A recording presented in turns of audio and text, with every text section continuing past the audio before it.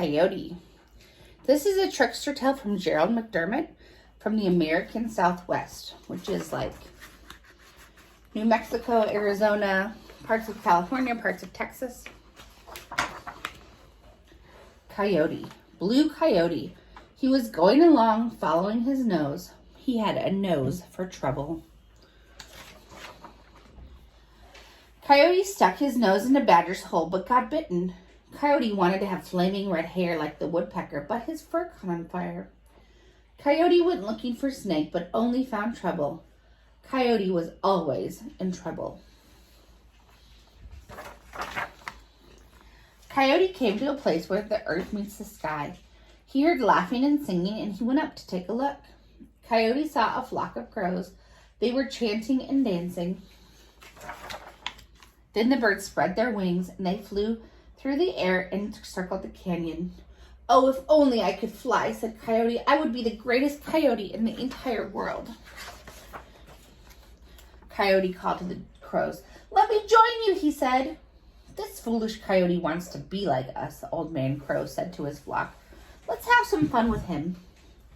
Old man Crow turned one eye to Coyote. "You may dance with us," he said.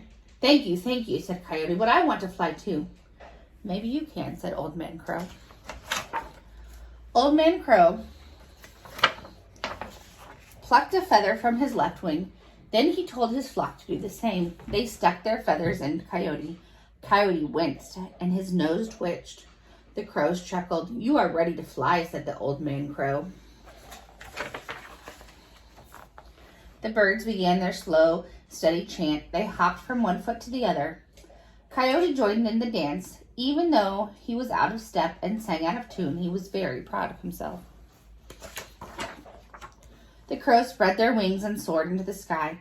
Coyote followed. His flight was jerky. He tilted to one side.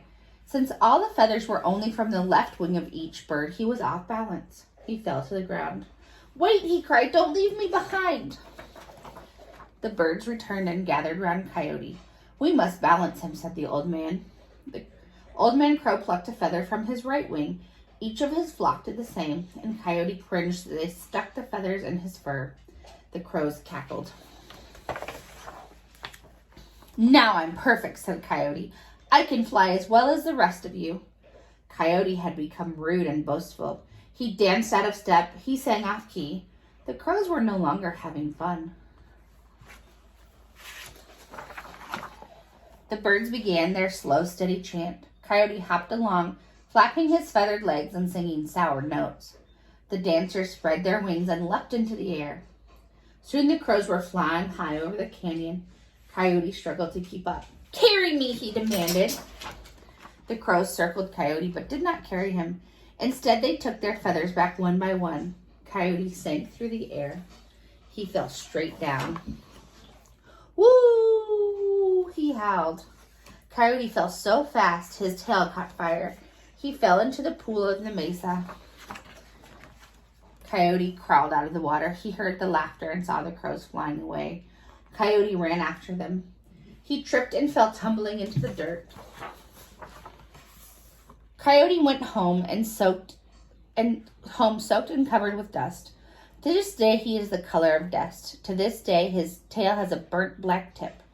To this day, Coyote still follows his nose. He has a nose for trouble. He always finds it.